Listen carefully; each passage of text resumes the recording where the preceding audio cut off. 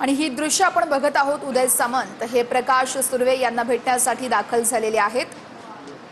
मागाठाणे या प्रभागामध्ये नेमक्या काय घडामोडी घडतील हे बघणं अतिशय महत्त्वाचं असेल। मात्र उदय सामंत आणि प्रकाश सुर्वे आपण या ठिकाणी बघू शकतो। मंत्री उदय सामंत मागाठाणे विधानसभेचे आमदार प्रकाश सुर्वे यांच्या कार्यालयात पोहोचलेले आहेत। या ठिकाणी देखील काही उमेदवार आणि काही कार्यकर्ते नाराज असल्याचं बोललं जात होतं आणि त्याच अनुषंगाने उदय सामंत हे आता प्रकाश सुर्वेंच्या भेटीसाठी पोहोचले आहेत।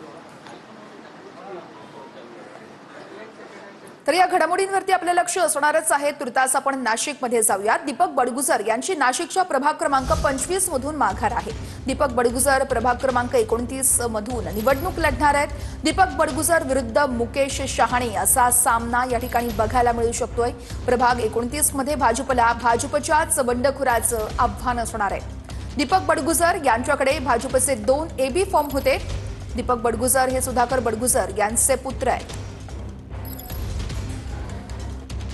मी आज प्रभाग क्रमांक 25 ड मधून माघार घेतली आहे आणि मी प्रभाग क्रमांक 29 अ मधून भारतीय जनता पक्षाचा अधिकृत उमेदवार म्हणून राहणार आहे। आदरणीय आमचे मुख्यमंत्री देवेंद्रजी फडणवीस साहेबांचा आमच्या वडिलांशी फोनवर बोलणं झालं आणि आदरणीय मंत्री महोदय गिरीश भाऊ महाजन यांच्या दोघांच्या आदेशानंतर मी 25 ड ची माघार घेतलेली आहे।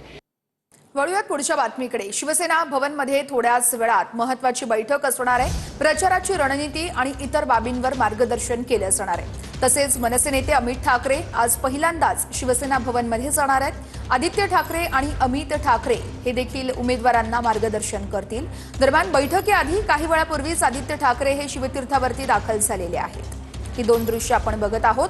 बैठकीआधी आदित्य ठाकरे हे शिवतीर्थ निवासस्थानी पोहोचलेले आहेत आणि दुसरे दृश्य आहे तर सेना भवन या परिसरातली हळूहळू हे सगळे उमेदवार आता दाखल होण्यास सुरुवात झालेली आहे। अगदी थोड्याच वेळात शिवसेना भवनमध्ये महत्त्वाची बैठक असेल आणि याच बैठकीमध्ये प्रचाराची रणनीती असेल, शिवाय सभांसंदर्भातली देखील चर्चा केली जाऊ शकते। उमेदवारांना मार्गदर्शन केलं जाऊ शकतं।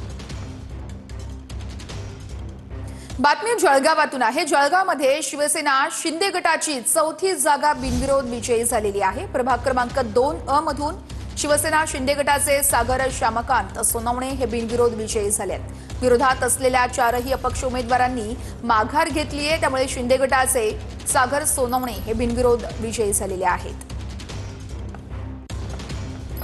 जळगावमध्ये शिंदेंच्या सेनेचे सागर सोनवणे हे बिनविरोध विजयी झालेले आहेत। प्रभाग क्रमांक 2 अ मधून त्यांनी आपला उमेदवार या ठिकाणी उमेदवारी अर्ज दाखल केला होता। मात्र तेथील विरोधातील 4ही उमेदवारांनी आपले उमेदवारी अर्ज मागे घेतल्यानं ते बिनविरोध विजयी झाले आहेत। बातमी जळगावातूनच आहे। महापालिकेमध्ये भाजपच्या 4 जागा या बिनविरोध आलेल्या आहेत। प्रभाग क्रमांक 7 अ मधून भाजप उमेदवार दीपमाला काळे या बिनविरोध विजयी झाल्यात।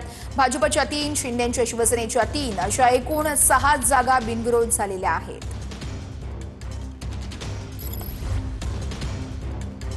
वळूयात पुढच्या बातमीकडे। वडाळ्यातील भाजपचे बंडखोर उमेदवार गजेंद्र धुमाळे यांनी अखेर माघार घेतलेली आहे। महत्त्वाची बातमी वडाळ्यातून आहे। भाजपचे बंडखोर उमेदवार गजेंद्र धुमाळे यांनी अखेर माघार घेतली आहे। पक्ष श्रेष्ठींचा आदर म्हणून आपण माघार घेतोय असं धुमाळे यांनी स्पष्ट केलेलं आहे। मुंबईकरांची स्वप्न पूर्ण करण्यासाठी त्यांना महायुतीचा महापूर या मुंबई शहरात बसवायचा आहे। मुंबईकरांची आमची स्वप्न पूर्ण करण्यासाठी माझ्या एकटे स्वप्न त्याच्या पुढे एवढं मोठं नाही, म्हणून मी माझा उमेदवारी अर्ज मागं घेत आहे आणि मला माझ्या प्रशासकीवरती पूर्ण विश्वास आहे की त्यांच्या शब्दांना मी मान ठेवून या सर्व गोष्टी करत